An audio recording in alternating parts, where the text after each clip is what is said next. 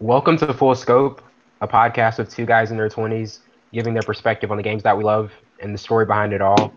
I'm your host, Wellington Burns, along with my counterpart, Savon Morris. And this time, hey, we're recording at more reasonable time, not a Sunday night.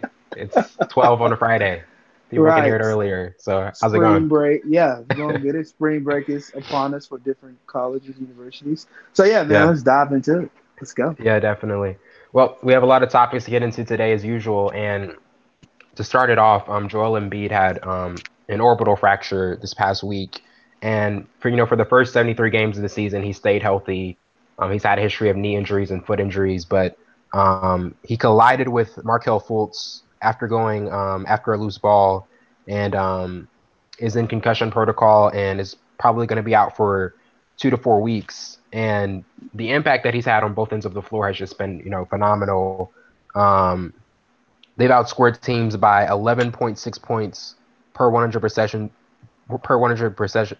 with Embiid, and they're a league leading plus negative 9.3 net rating, which is better than the Rockets have, and that's very impressive. But in terms of what they're going to be missing without him, and the impact that he's had, and him probably missing the first round, what do you think this means for the Sixers and where they're at? It means a lot. Obviously, you have a top tier player in Joel Embiid who can shoot the 3 point jumper, who can spread the court, who can contest jump shots with point guards, front two guards, and who can defend any big man in the league. So you miss that. That's a huge hole into your team. And missing him in the first round when you're right now you're standing at number 4 in the East Conference. We don't know what happens in the first round. Yes, you get Markelle Fultz back, who's coming off the bench. But Joel Embiid is a pivotal part of their offense and defense on the backcourt and front court. So missing him, man, it's going to be a big hole to fill. And I don't think they have enough to fill for him. Ben Simmons, once again, he has to step up. Markelle Fultz has to step up. He has to shoot better from the field, coming off the bench. Yeah, he does different things. I mean, I don't want to talk about him just yet because he's another topic, but just him being the number one, what the first round draft pick or Yeah. highly wanting to be obtained, you gotta do something for the team. But Joel Embiid missing him will be, oof, oh man, that's gonna be. I mean, I this don't was a know, dark man. horse. This was a dark Yeah, horse in the Eastern Conference, and without him, they could be a average team. yeah, They have a pretty easy schedule, but that next game against the Cavs on April 6th, that could have like decided who gets the third seed. And now without Embiid, it looks like the Cavs could hold on to that third seed. this is true. And then I think you're the person who kind of sold me on Joel Embiid. I said he wasn't Yeah, a guy who yeah, could I remember be, that. You were yeah, saying Simmons. You were saying Simmons has to be that guy, but I'm like, Simmons isn't that. He hasn't shown us that he can be a even average shooter. Like teams are how they've defended him. He hasn't really developed a shot yet, and in crunch time offense, that's going to be kind of one of those things where you can't really hide that in the playoffs. Like right. you're him being a point guard at the height that he's at, that's not something that you can really hide, and I feel like that's going to be a detriment to the team, especially and now even more enhanced without Embiid. Well, maybe. Well, I'm still big on Ben Simmons. I like. He's Yeah, a big I am man. too. Yeah, he's a big man at the point guard position. He's averaged like 9 assists per game. He's shooting, I think, 52% from the field. Oh, 53% from the field. Excuse me. But like you say, he does struggle in the shooting game sometimes, being precise of what he wants and opening up shots for himself. But I still like him to be that guy. He has to be that guy once again because Joel Embiid is out. Markelle Fultz is coming off the bench. Um, Trust the process, and that's what I think you have to do. Continue to do when your best player is out of the out of the lineup. You have to trust the process. You have to trust Ben Simmons. You have to trust Markelle Fultz coming off the bench. But we will see how good they are when they play the Cavaliers coming up in the upcoming weeks. Can they, you know, continue to go for the third seed? But it's going to be interesting, to say the least. Yeah, and with what I was saying earlier, it's actually the Rockets who have the league leading plus 9.3 net rating. But Mhm. when Embiid is on the bench, the Sixers have been outscored by 3.9 points per 100 possessions. And one of the things that Brett Brown has done with Simmons and Embiid has staggered their minutes. So Simmons is on the court more than 80% of the time. Embiid is out. Do you feel as though that's something where Brett Brown had that leeway? Now it's like, well, we have to like put a lot more on Simmons now. Yeah, I don't think it's a lot more on Simmons. I think it's a lot more on the bench play. And I think Right. having Markelle Fultz come back and well, the last two games he's shot for like 2 from 18. He hasn't been big, but he's been big in the assist game, and the rebounds and steals on the defensive side. But more so, if he gets acclimated back to being the top scorer like he was in college, then that'll help Ben Simmons. That'll help JJ Redick. That'll help some of the players that has the experience coming off the bench like Marco Bellinelli, who's I think is a Yeah. good shooter. The But I don't spacing they think it. have before, yeah. I mean, the Yeah, spacing they have with their smaller lineups is still really good. I think so. So I don't think it's mainly on Ben Simmons. I think he has to play a pivotal part of having Joel Embiid out. But I think it's all on Markel Fultz, to be honest. Miss Really? just got a phone call during the thing. Hello, can you hear me? Yeah. Yeah, man. Sorry, man. Just got a freaking phone call. Oh, it's no That's problem. Yeah, but anyways, I think it's all on Fultz. You want your highly contended player. You have to show us why you were one of the best players coming out of college last year. You have to show us. So I think Well, it's more on him than anything. yeah. And I feel like the rim protecting for Simmons is going to be another big issue because you kind of lose that with Embiid and I'm not trying to put all the onus on Simmons, but I do think the rim protection is something where Embiid was kind of that presence there. Yeah. One of the best defensive players in the league, and this season, and now that's kind of gone.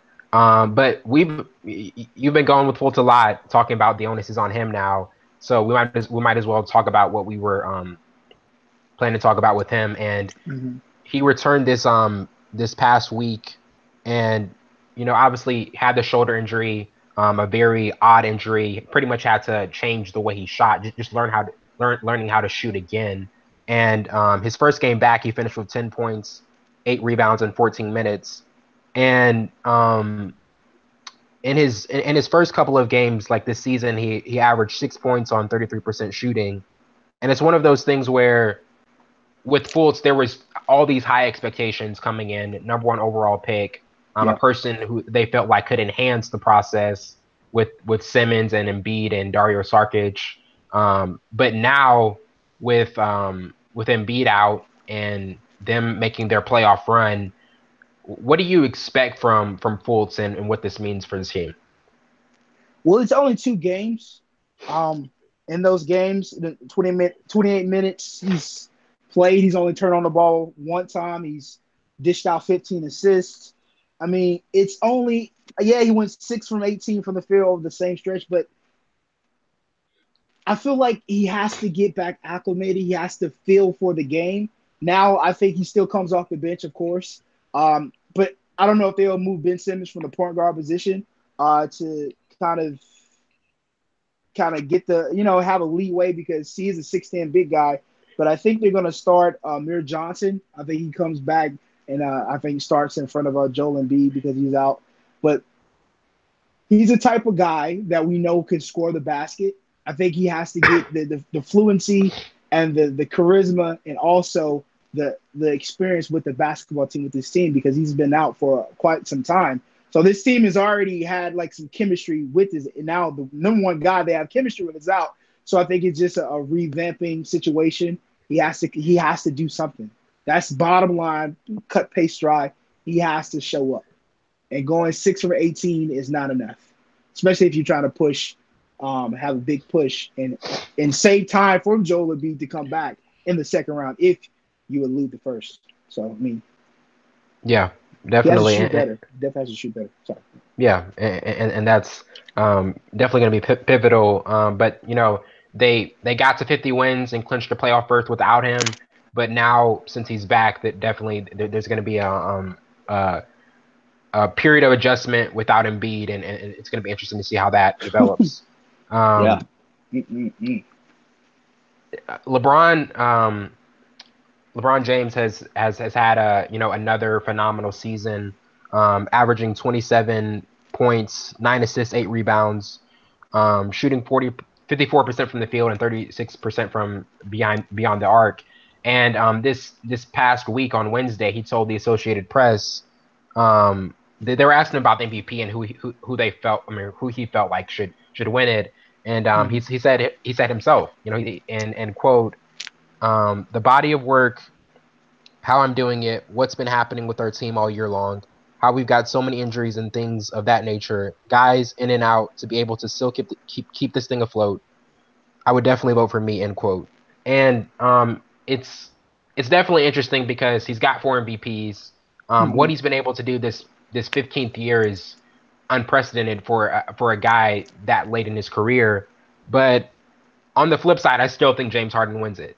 Um, he's he's been the best player for his team. They've got the best record, leading the league in scoring, player efficiency rating, real plus minus, all of those things, and how he's been able to score and coming off of that game 6 Spurs loss where he just it was one of the most befuddling performances from a star in a must win playoff game, and how he's Yeah. been able to come back this season and just be lights out.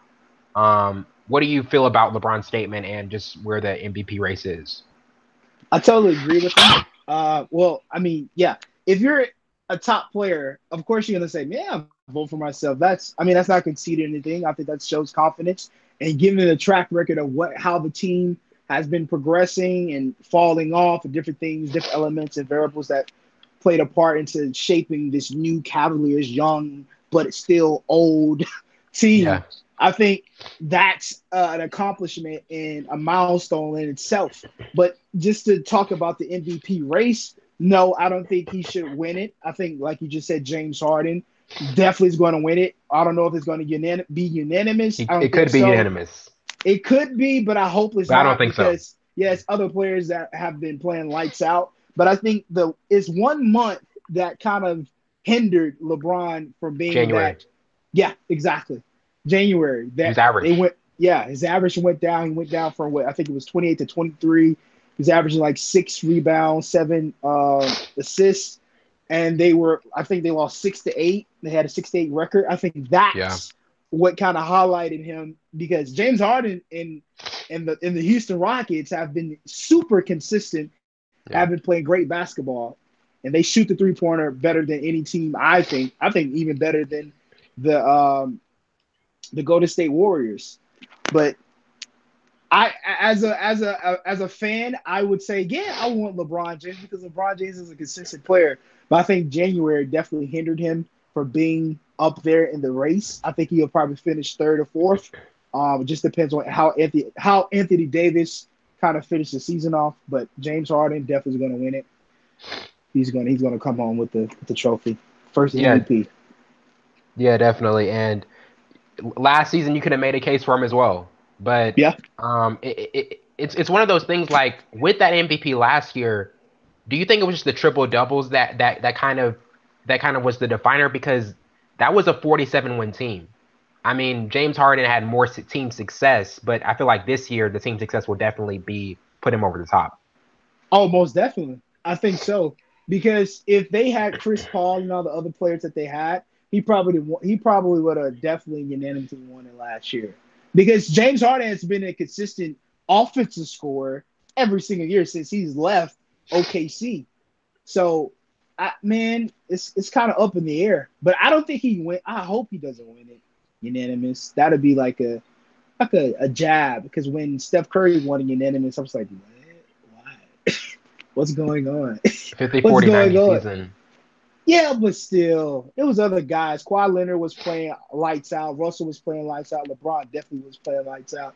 So to win it unanimous, that's kind of like a punch in the face to other players. But that's what the fans want. That's what they want. That's who they want to win. It's I, a I don't popularity see it. contest. Yeah, I mean, I understand that, but like just the historic season that they were having, I think like that also enhanced it. Like 73-9, And like then it they was just still so. lost. Yeah, exactly. exactly, but I mean, there were, yeah, yeah, but for that, it's just like it's I don't. First of all, like how great of a season is that? I mean, that's 50, 40, 90, and 73 wins. Like, and we're just talking about regular season. Like, that's about as good of a regular season anybody could ever have, like in league history. Yeah. Hmm. So, That's a great milestone. But then you lose but the yeah, most not winning the important thing. Yeah. championship. Yeah, Yeah. That now if they would have won, now that would have put that them probably would in have been the the greatest season best ever. team, best team season ever. Point like Yeah, stamp, stamp. But they didn't. So exactly. But if Harden wins, he'll be the first Rocket to win since Kim Olajuwon in that's a '94, long which time. is yeah, very long time. Um, Isaiah Thomas is going to be out for about 4 months. He had hip surgery, and I think it was an arthroscopic surgery to fix his right hip. And he's played a total of 32 games for the Lakers and Cavs. And first game back January 2nd after rehabbing the right hip. And it's been one of those. It's been one of those years where I mean, coming off of last year where he's an MVP candidate, and he was in the after the first two games of the Eastern Conference Finals, he was out because of a torn labrum, and the interest in the free market, I mean, in the free agency market is definitely diminished now because of the injury, the reoccurring issues with that, and for this team, the Lakers, it was supposed to be a team where look he was it was supposed to be a leader, which Luke Walton, Brandon Ingram have said that he was, and also this was to be able to show like, okay, I can still be a productive player in the league and gain some traction, some interest. But with this surgery and him being out for 4 months, just what are your thoughts on it and how he just kind of had a completely different year from last year and where things were?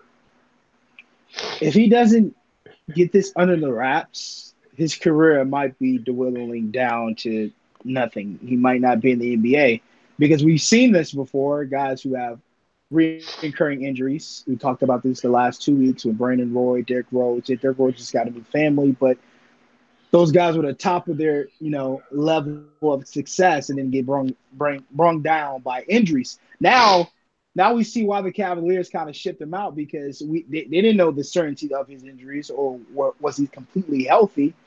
That's why I think when people say when they got Kyrie to go to the Celtics and they brought IT, they was like the Celtics pretty much won that deal because IT they didn't know how long he was going to come back or was he going to be completely healthy. And we see that now he's re-injured his hip. He's going to be out for 4 months. They're not going to make the playoffs. I don't think. Am I right?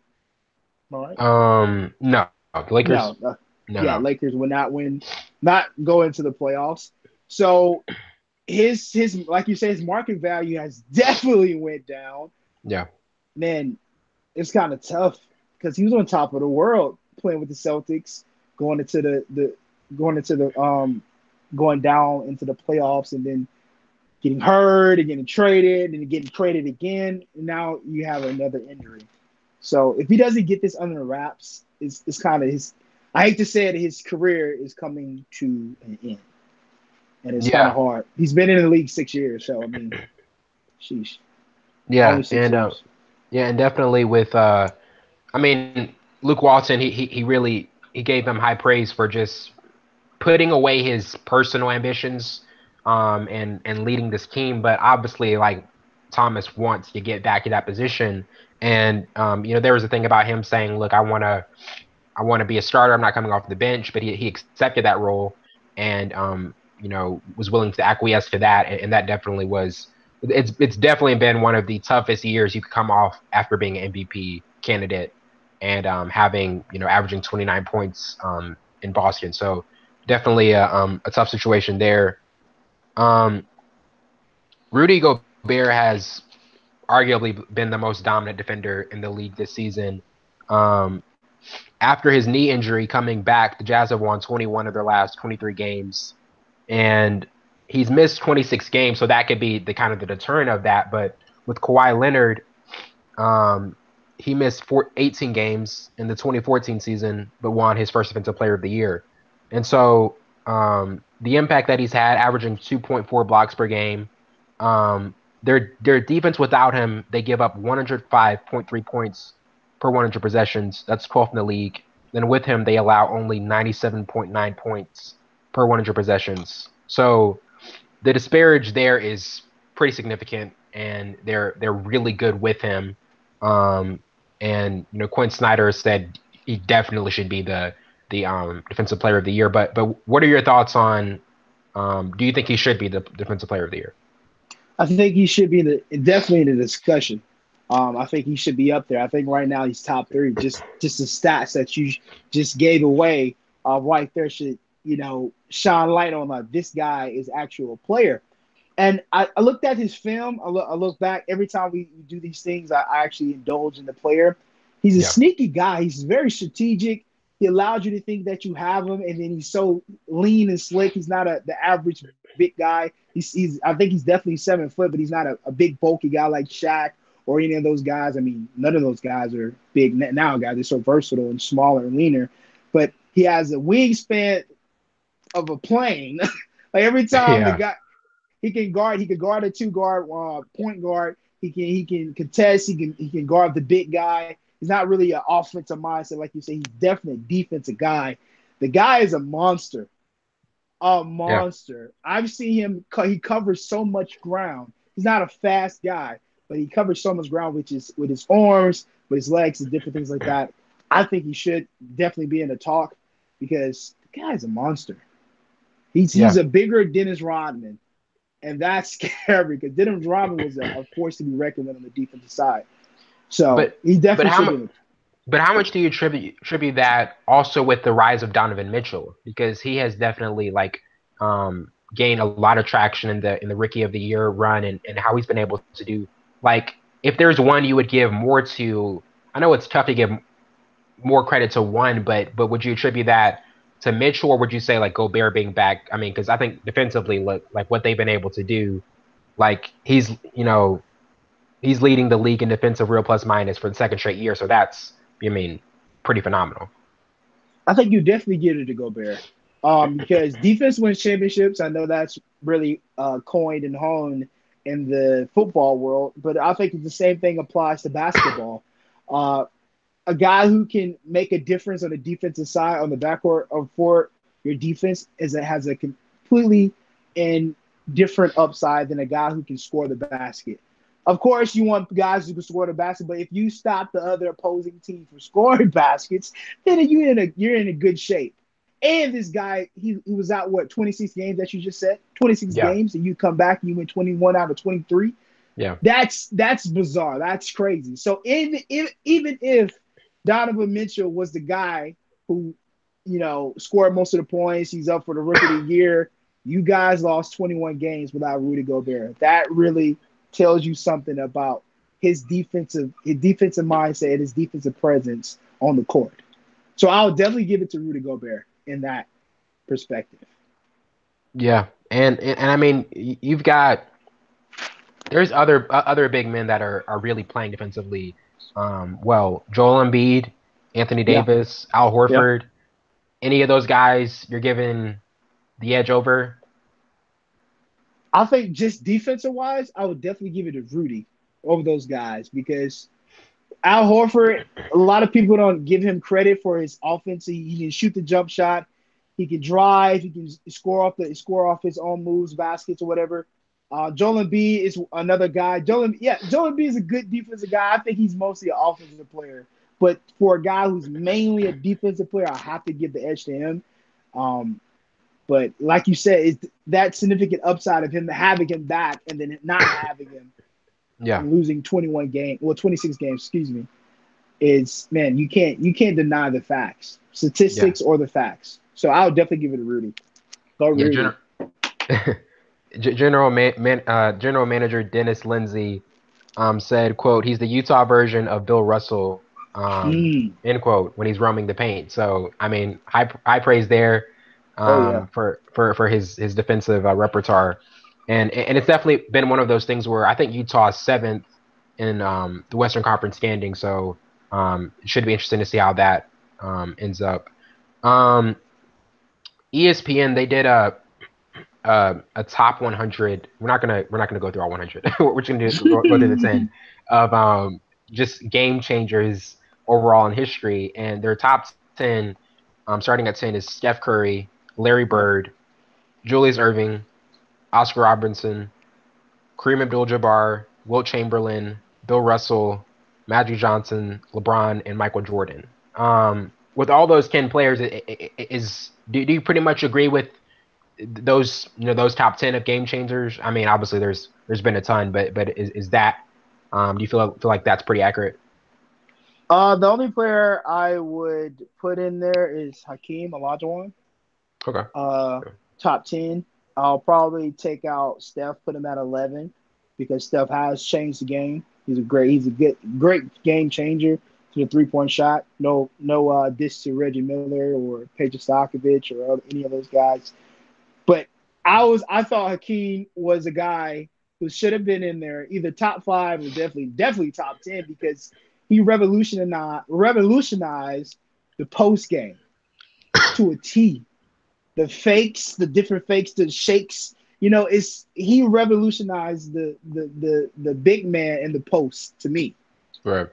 And a lot of big men, not even Shaquille O'Neal, said the one move or the guy he tried to emulate the most was Hakeem Olajuwon because he was man. He won MVP for a reason. A lot of Right. big men didn't win MVP like that, Yeah. but he won it. So I think that's the only. But everything else is fine. Yeah, Everything definitely. else. Oscar Robertson, Larry Bird. Larry Bird was, man, one game he played with only his left The hand. hick from French Lick. That's good. That was a good start. um, yeah, I mean, definitely. Those players are pretty accurate. I mean, for me, I think with Steph, it's one of those things. He's changed what the definition of um a quality shot is for point guards. Right? And, Yeah. and and that's something to me that is very extensive because like those other players like you said, Hakeem, I definitely can understand why you would put him in there over Steph, and it's one of those things where um the entire list is to me seems pretty accurate, Yeah. and the impact of all those players is still far reaching. LeBron at 2 is it just shows you how much LeBron has had an impact on this game. I mean, like Oh for him yeah. to be up there. I mean, I definitely can't disagree with that.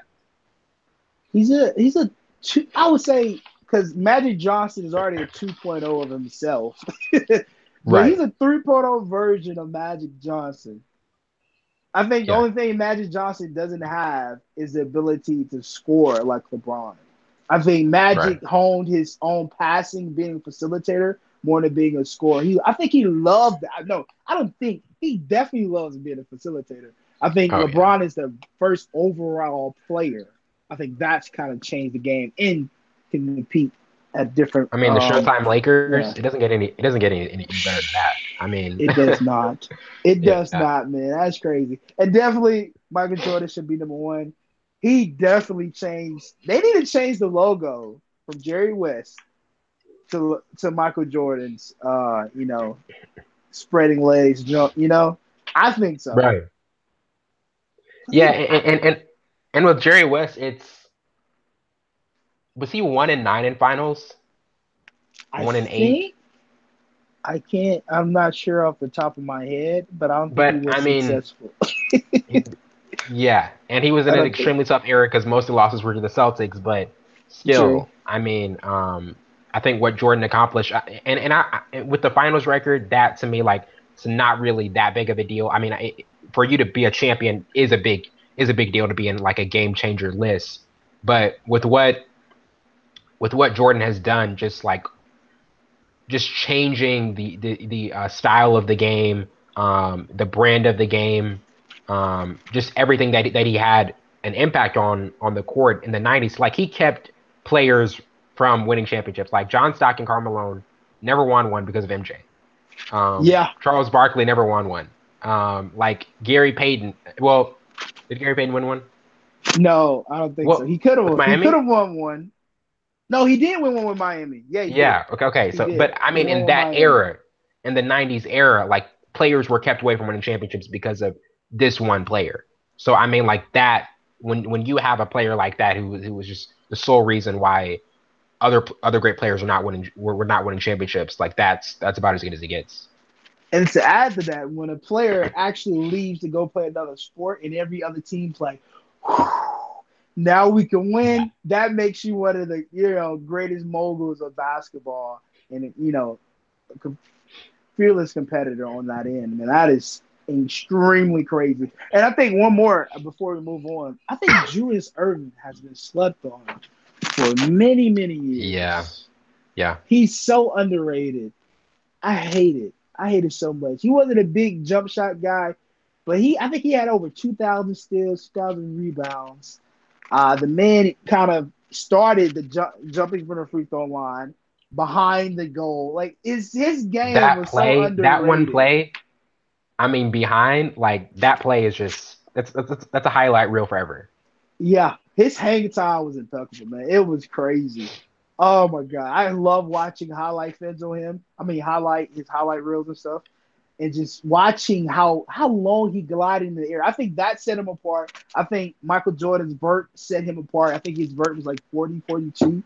How can you guard a guy who has a vert of 40? He's in the air, and Wow. you really can't jump with him. So Yeah. I think that's the difference between Michael Jordan's air. If you could pinpoint anything, I think Julius Erving's hang time. I think Michael's vert kind of set him apart from every other player. I think that's what made him different because you can't guard him when he's in the air. No, no, no, no, not at all.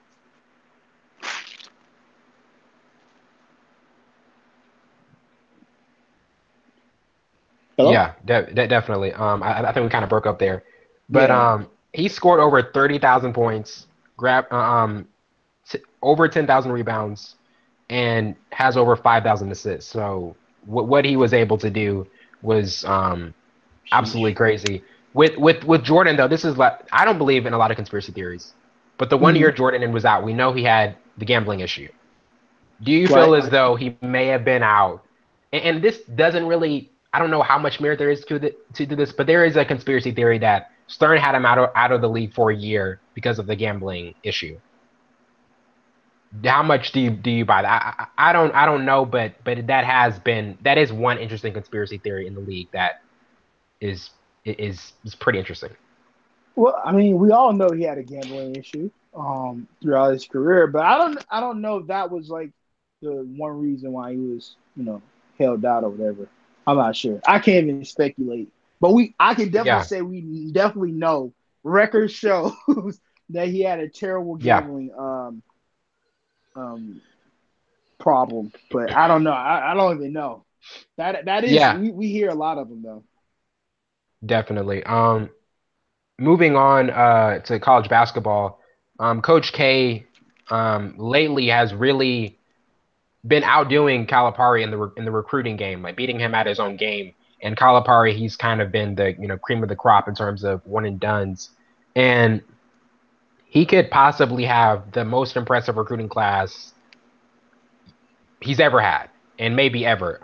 He's got Trey Jones, ESPN's 12th ranked player, Cam Reddish, number three, RJ Barrett, the nation's top rated player, and then Williamson, who is the second ranked player in the nation. And so he's got the top three prospects in the nation.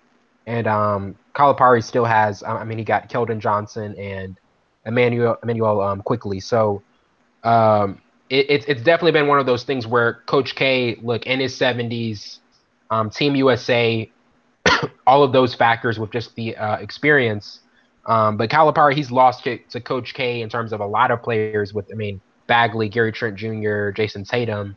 So what do you think is kind of the reason Coach K has had so much recruiting success as of late?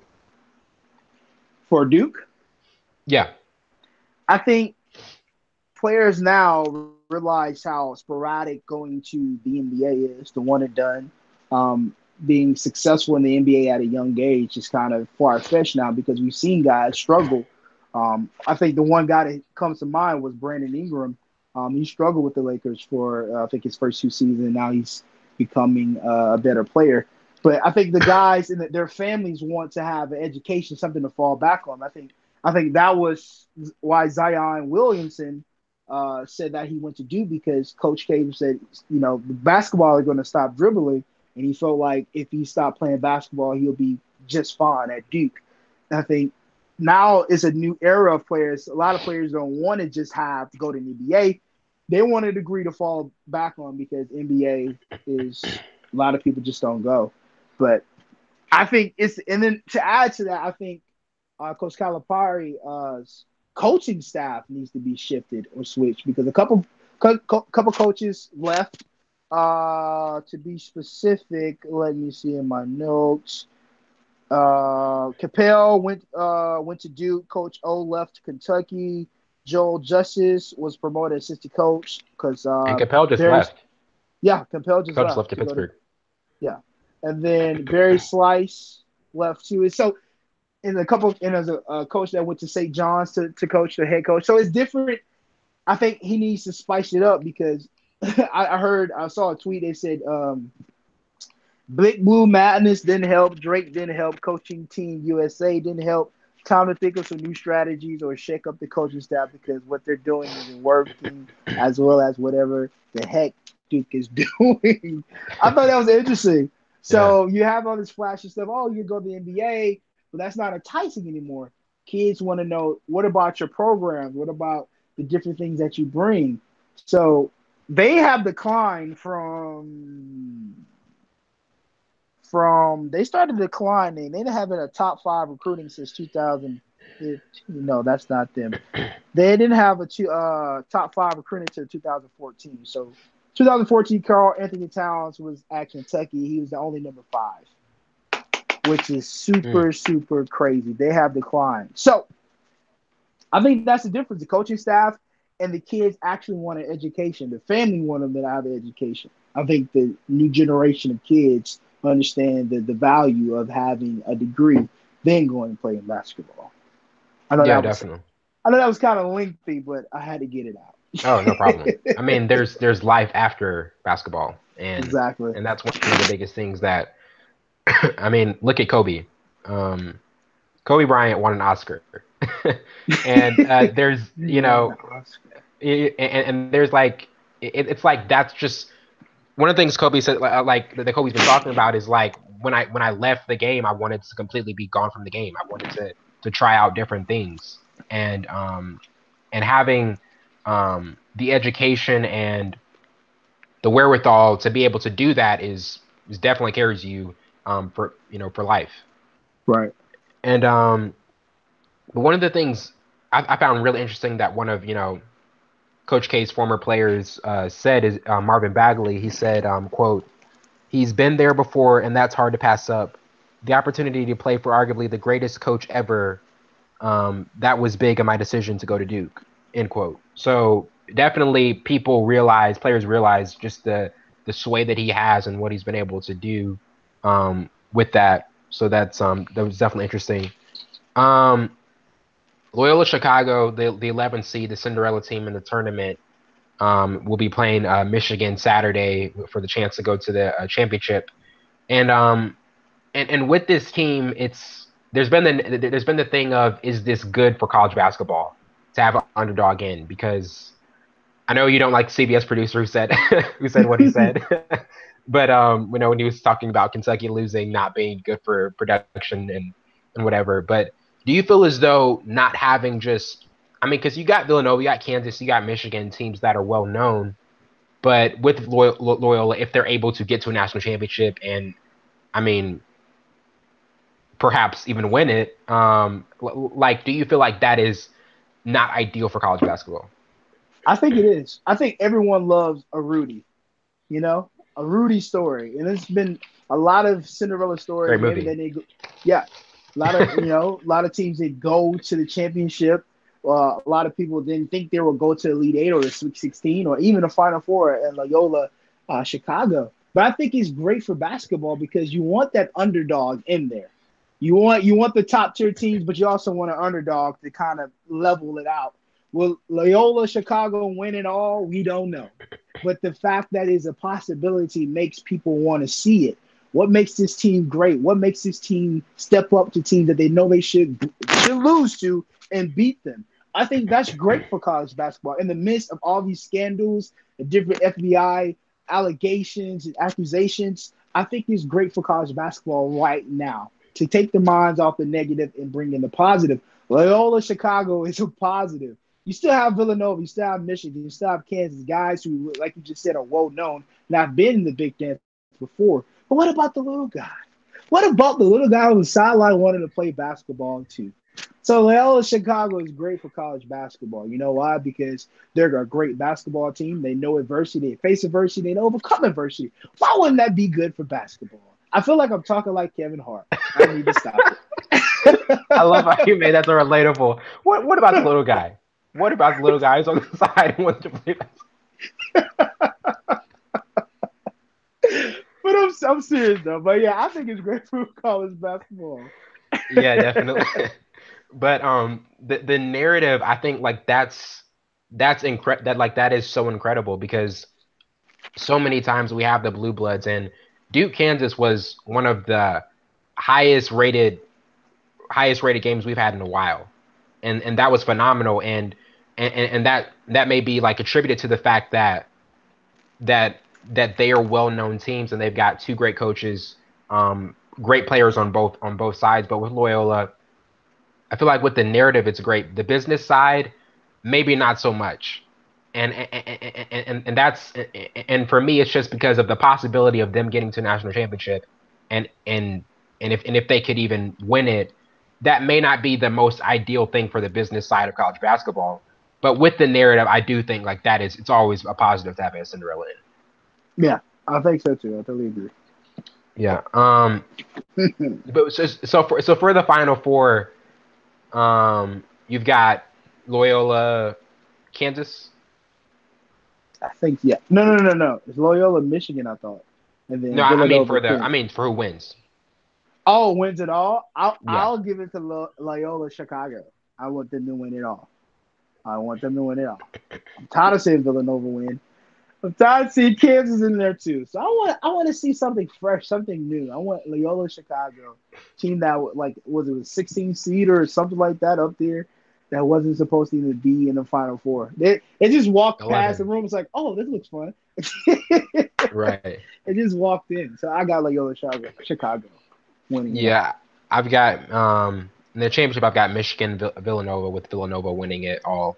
Yeah. Um Transitioning to the NFL, Odell Beckham Jr. and the New York Giants, they're kind of in a precarious situation right now with John Mayer, the co-owner, saying, look, he was saying like I'm really tired of talking about the issues, his character issues, all of those things, and him, and he's saying that look, he's not untouchable, he can be traded, and Beckham is a three-time Pro Bowl receiver and still probably the best wide receiver in his class, but for everything that's been going on with the character issues and obviously the ankle injury and where he's at now, the Giants are like, look, we're going to listen to other offers and have our ears open for to people who could give us a better offer.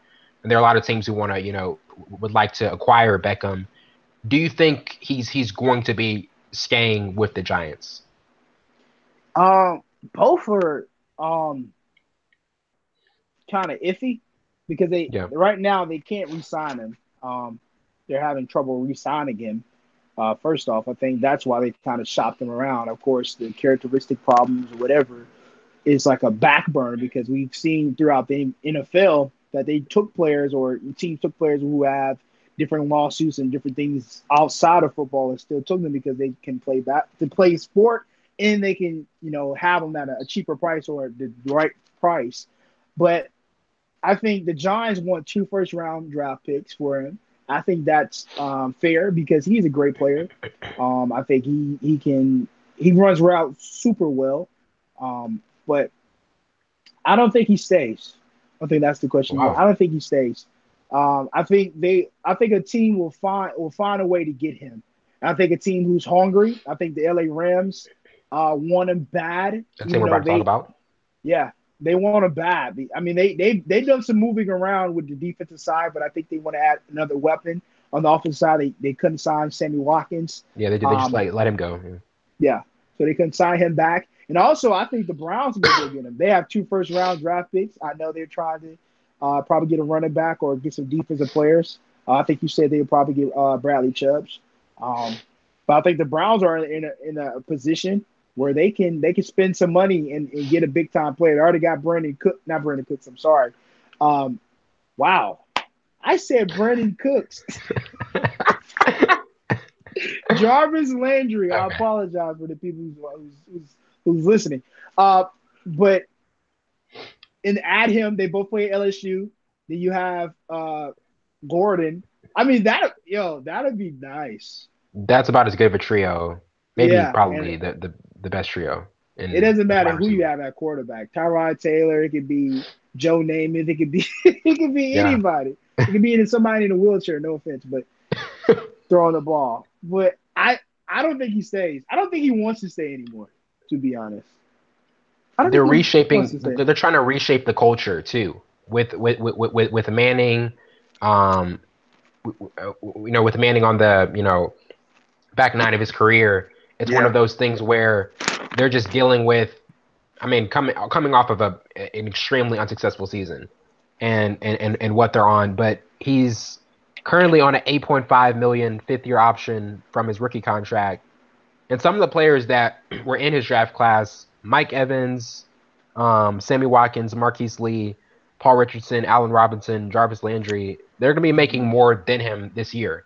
And Right. he definitely wants to get paid. He definitely wants a lucrative contract.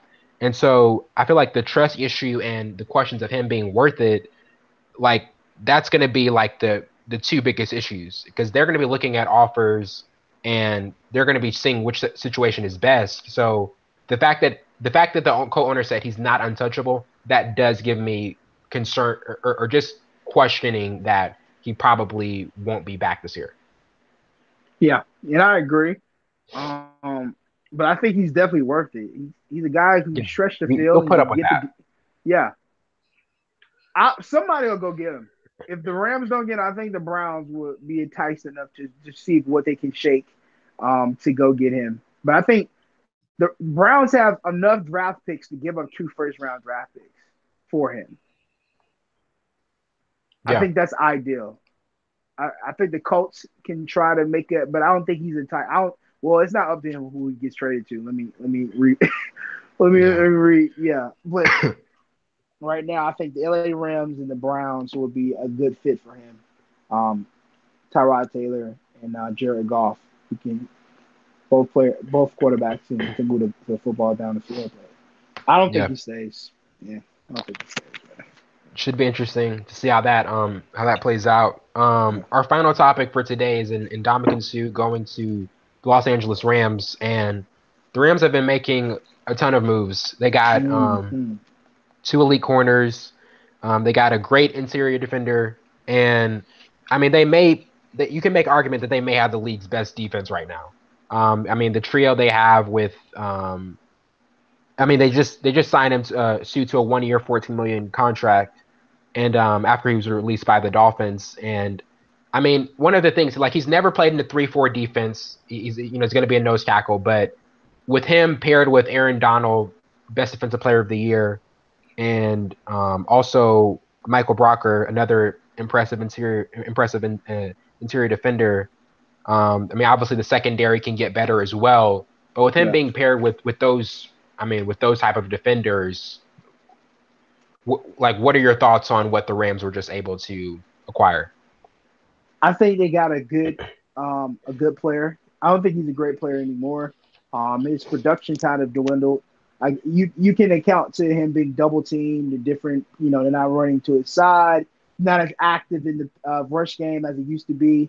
First 2 years, I think he had like 30 sacks, and then last year he only had 4.5. I think 48 tackles, 2 forced fumbles. But he's still an active guy. He's still a guy who can stop the run, be a force in the run game, not as much as in the pass rush. But that's when you have Aaron Donald for. They get rid of Quinn. He goes to Miami. But I think they got a guy who can plug the whole 3-4 defense. I think he's a marquee guy for that type of scheme. I think he could be successful in it. I think the Rams defense right now on paper is top 5 defense right now. Um, Yeah. and that's no small feat at all in the NFL. But they obtained the guy. We're gonna see what he does. 1 year, $14 million. He didn't get a big contract. Well, in hindsight, $14 million. I think what eight is it all guaranteed or 8.5 is guaranteed? I think 8.5. I think so. But I think this is a year he's in his ninth season, about to be coming his 10 and see where he's at mentally, physically, because we all know he's been pinpointed a bad guy, dirty player, different things like Right. that in his NFL career. After this season, we'll see where he's at. And I think it's a good move by them, to be honest. They want their defense to be more sound when they meet teams like Tom Brady and Aaron Yeah. Rodgers and different teams like that. The last question I'll ask you, the linebacker position, they're still kind of struggling with that. And I mean, they have Mark Barron, or either Wilson or Corey Littleton, and and probably getting a first round pick that can address that issue is probably one of the biggest things that they still need to do. But where do you see their linebacker position situation at right now? Um, it's kind of iffy. They just moved one of their best linebackers, Robert Quinn, to Miami.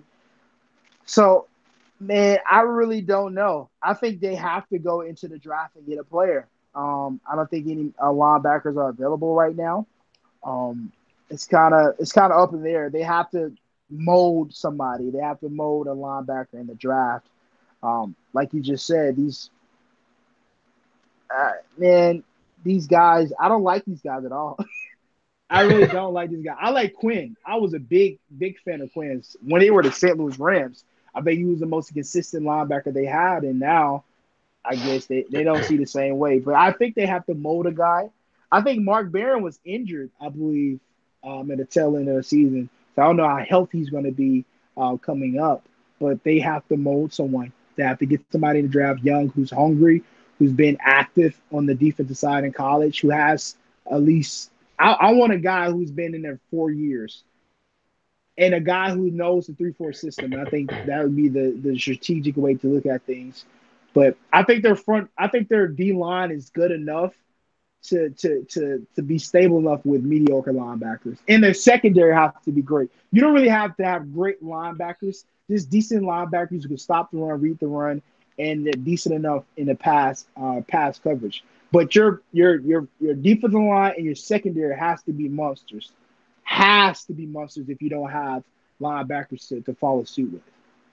But right now, I think they definitely will draft someone. They have to. Yeah, definitely.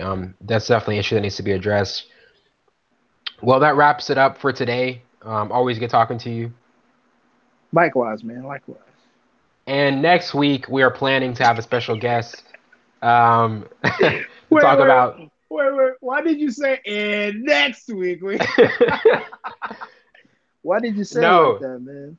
no. I was just saying we're 50% at it because it may happen and it may not happen because our guest has kind of not responded to our to us yet about. I mean, he's agreed to do it, but in terms of what we're planning to talk about, and we're gonna be talking about all things Miami Heat. He's a former Woo-woo. classmate of mine in college, but that should I'm looking forward to that. And it definitely should be good. But yeah, I was just saying in that tone because we're kind of in Yeah. between. We don't know if it's signed, sealed, and delivered. As soon as you said that, I was like, yeah, he's and next week, we may not have a show. Yeah. Just letting you guys know there may not be a full scope next week. But I'm your host, Wanza Burns, along with my counterpart, Savon Morris. See you later.